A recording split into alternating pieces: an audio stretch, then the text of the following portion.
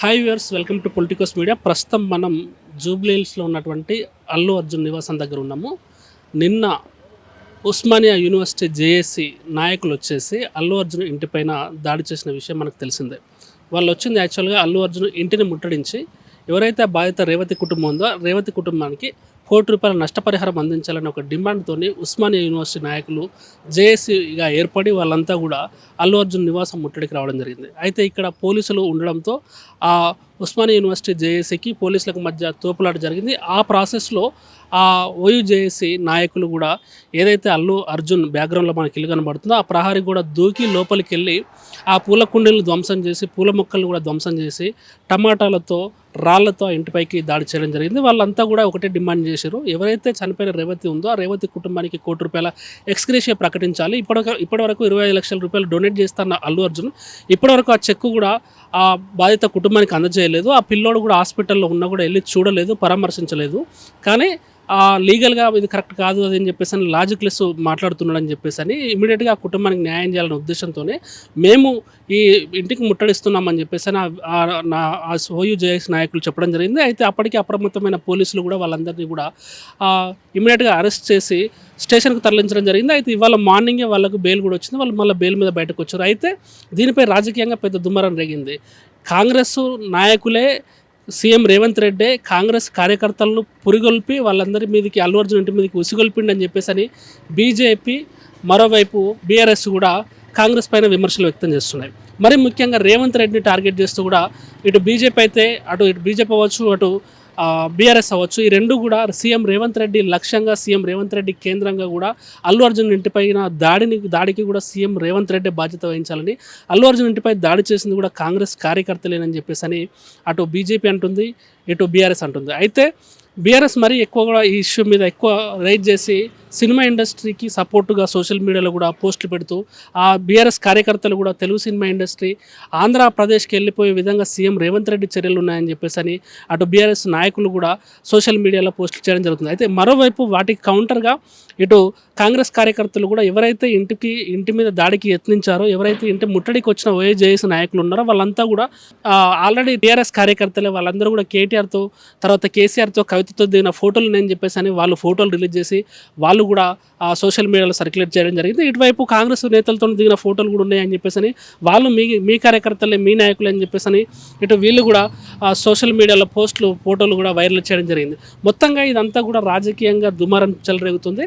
ఎందుకంటే ఎస్పెషల్లీ అల్లు అర్జున్ ఒక ఏదైతే కేసుకు సంబంధించి ఆయన బెయిల్ మీద బయట ఉన్నాడో అదే కేసు మీద బెయిల్ దొరికిన కేసు మీదనే మళ్ళీ ప్రెస్ మీట్ పెట్టి దాని మీదనే మాట్లాడడం, నేను కుటుంబాన్ని కలుస్తాను అనుకోవడం, డబ్బులు ఇస్తానడం, ఇవన్నీ కూడా ఏదైతే ఆ బాధితులు ఉన్నారో బాధితుల్ని ఇంపాక్ట్ చేసే చర్యగా ఆ బాధితుల్ని మభ్యపెట్టే విధంగా కూడా ప్రెస్ మీట్ ఉంది. ఇది ఎంతవరకు కరెక్టు? చట్టానికి విలువ ఇవ్వకుండా, చట్టానికి ఏమాత్రం గౌరవం ఇవ్వకుండా అల్లు అర్జున్ ఇలా ప్రెస్ మీట్ పెట్టడం ఎంతవరకు కరెక్ట్ అని చెప్పేసి కూడా వాళ్ళంతా కూడా పోలీస్ డిపార్ట్మెంట్ ఇష్యూను సీరియస్గా తీసుకుంది. ఇందులో భాగంగా అసలు అల్లు అర్జున్కి బెయిల్ మీద ఉండడం వల్లే ప్రెస్ మీట్ పెట్టాడు కాబట్టి ఈ బెయిల్ను కూడా రద్దు చేయాలని చెప్పేసి హైకోర్టులో పిటిషన్ వేసే ఆలోచనలో పోలీస్ డిపార్ట్మెంట్ ఉంది. మరోవైపు దీనిపై అంటే మరికొన్ని రోజుల్లో స్పష్టత రానుంది. ఈ అల్లు అర్జున్కి బెయిల్ను రద్దు చేయాలని చెప్పేసి పిటిషన్ వేస్తారా లేదా మనం చూడాలి.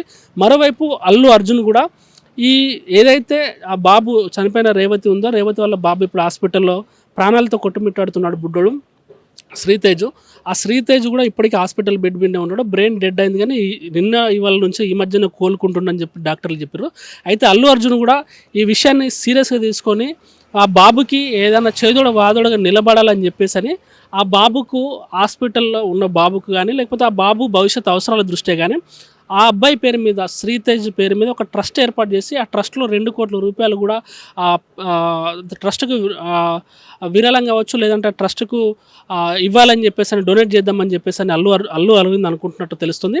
అంటే ఆ ₹2,00,00,000 కూడా ఆ శ్రీతేజ్ కుటుంబానికే చెందే విధంగా ఆ ₹2,00,00,000 కూడా శ్రీతేజ్ వైద్యానికి, విద్యకి, ఆరోగ్యానికి, భవిష్యత్తుకు ఉపయోగపడే విధంగా కూడా ఆ ₹2,00,00,000 ఖర్చు చేసే విధంగా ఒక ట్రస్ట్ ఏర్పాటు చేసి శ్రీతేజ్ కుటుంబానికి కూడా డబ్బులు పూర్తిగా వెళ్ళేటట్టు పూర్తిగా ఆ డబ్బులు ఉపయోగించుకునేటట్టు కూడా ఆ ₹2,00,00,000 ఆ ఫ్యామిలీకి కేటాయించే విధంగా అల్లు అర్జున్ చర్చిస్తున్నాడు ఎవరితో ఏదైతే ఆ మూవీ మేకర్స్ ఉన్నారో, ప్రొడ్యూసర్స్ ఉన్నారో వాళ్ళతోని, ప్లస్ ఆ డైరెక్టర్ సుకుమారు, అల్లు అర్జున్ వీళ్ళంతా కలిసి కూర్చొని మాట్లాడుకొని ఆ కుటుంబానికి మనం ఒక 2 కోట్ల రూపాయల వరకు ఒక ట్రస్ట్ కూడా ఏర్పాటు చేసి ఇచ్చేద్దామా అని చెప్పేసి అని డిస్కషన్లు జరుగుతున్నట్టు కూడా మనకు విశ్వసనీయ వర్గాల ద్వారా సమాచారం అందుతుంది.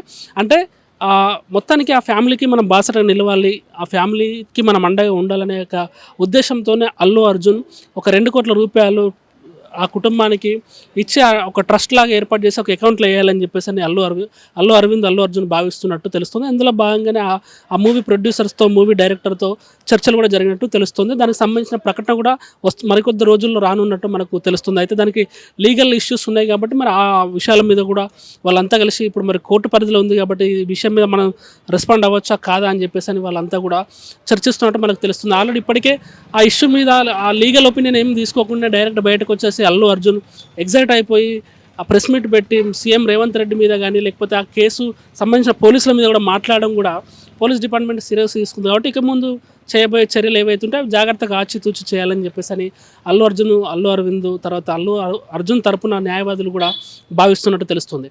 మరోవైపు ఇటు Telangana film chamber of commerce కూడా శ్రీతేజ్ కుటుంబానికి సంబంధించి ఆర్థికంగా చేదోడు వాదుడుగా నిలవడం కోసం వాళ్ళు కూడా సాయం చేయడానికి ముందుకు వస్తున్నట్టు వాళ్ళంతా కూడా ఇవాళ తీర్మానం చేశారు. వాళ్ళంతా మీటింగ్ పెట్టుకున్నారు. ఇలా Telangana film chamber of commerce వాళ్ళంతా కూడా శ్రీతేజ్ కుటుంబానికి మనం భవిష్యత్తుకు బాసటగా నిలవాలి, ఆర్థికంగా సాయం చేయాలి, లేదంటే మన ఫిల్మ్ ఇండస్ట్రీకి మొత్తం బ్యాడ్ నేమ్ వస్తుందని చెప్పేసి అని వాళ్ళంతా కూడా వివిధ సంస్థల ద్వారా, ఆయా ప్రజల ద్వారా, లేకపోతే ఆయా నటీనటుల ద్వారా, ఆయా ఇండస్ట్రీల ద్వారా, ఏదైతే 24 క్రాఫ్ట్స్ ఉంటాయో వాటి ద్వారా కూడా విరాళాలు సేకరించి కూడా ఆ పిల్లోడి భవిష్యత్తు కోసం ఒక భవిష్య నిధిలాగా ఒకటి ఏర్పాటు చేయాలని చెప్పేసి అని Telangana film chamber of commerce కూడా యోచిస్తున్నట్టు మనకు తెలుస్తుంది. వాళ్ళు కూడా వాళ్ళ మీటింగ్ పెట్టుకొని అదే తీర్మానం చేసుకున్నారు, మనం బాసటగా నిలబడాలని.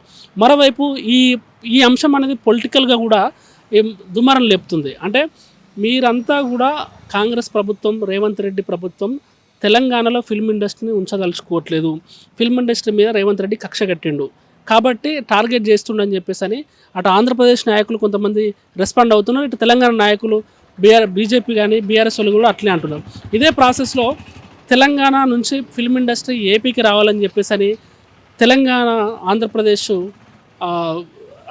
టీడీపీ అధ్యక్షుడు పల్లా శ్రీనివాసరావు కూడా మీడియా ముఖంగా స్టేట్మెంట్ చేయడం జరిగింది. అందరి ముందు కూడా ఆ తెలుగు సినిమా ఇండస్ట్రీ కూడా రావాలి, వైజాగ్కు షిఫ్ట్ అవ్వాలి, ఏపీకి షిఫ్ట్ అవ్వాలని చెప్పేసి అని ఆ పల్లా శ్రీనివాసరావు కూడా ఆయన అభిప్రాయాన్ని వెలిబుచ్చడం జరిగింది. అంటే మొత్తంగా ఇదంతా కూడా మళ్ళీ సినిమా ఇండస్ట్రీ చుట్టూతో వివాదం రేగి సినిమా ఇండస్ట్రీ మీద దాడులు జరుగుతున్నాయి, తెలంగాణలో మనకు భద్రత లేదా అన్నట్టు కూడా వాళ్ళు దీన్ని పోర్ట్రే చేస్తున్నట్టు తెలుస్తుంది. ఈ అంశాన్ని కూడా ఆ టీడీపీకి సంబంధించిన నేతలు అవ్వచ్చు, లేకపోతే కొంతమంది ఆంధ్రప్రదేశ్కి సంబంధించిన నేతలు అవ్వచ్చు, వాళ్ళంతా కూడా ఇదే కరెక్ట్ టైము, ఫిల్మ్ ఇండస్ట్రీ మొత్తం కూడా ఏపీకి షిఫ్ట్ అవ్వాలని చెప్పేసి వాళ్ళు కూడా ఇప్పుడు వాళ్ళు బయటకు వచ్చి ఓపెన్గా స్టేట్మెంట్స్ ఇవ్వడం జరుగుతుంది. మరోవైపు దీనిపై ఎవరైతే ప్రొడ్యూసర్ నాగవంశీ ఉంటారో ఆయన మాట్లాడడం జరిగింది.